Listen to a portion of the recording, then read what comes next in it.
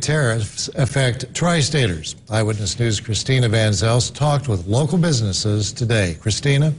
Well, the fear of a trade war is at the forefront of many tri-staters' minds. Some aren't too worried yet. Others are fearful the tariffs could have a negative impact here at home.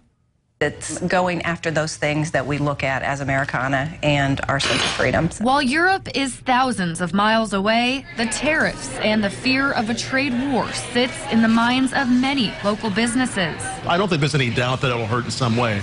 The question is how much. Tom Fischer is a whiskey expert and founder of the Bourbon blog.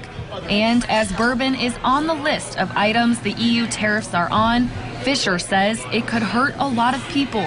People have gotten excited all over the world about bourbon, but if it becomes more expensive, if the barrels become more expensive, if every part of it becomes more expensive, it could hurt some folks. I imagine it will hurt the industry. Also on the list of items EU put a tariff on, new motorcycles. Don Jordan, the general manager at Bud's Harley-Davidson in Evansville, says it's too early to tell how the tariffs will affect people locally. But Jordan explains it will have a major impact on direct dealers in the U.S. as Harley-Davidson is trying to grow globally.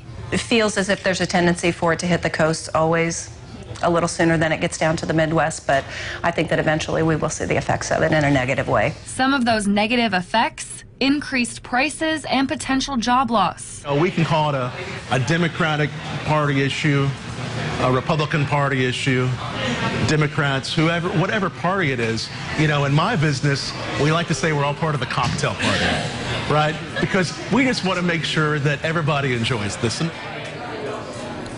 Jordan at Bud's Harley-Davidson says sales have been good, and as for Fischer, he hopes tariffs can be reversed and doesn't want to see taxes hurt businesses or people in the U.S. In the newsroom, Christina Van Zelst, Eyewitness News. All right.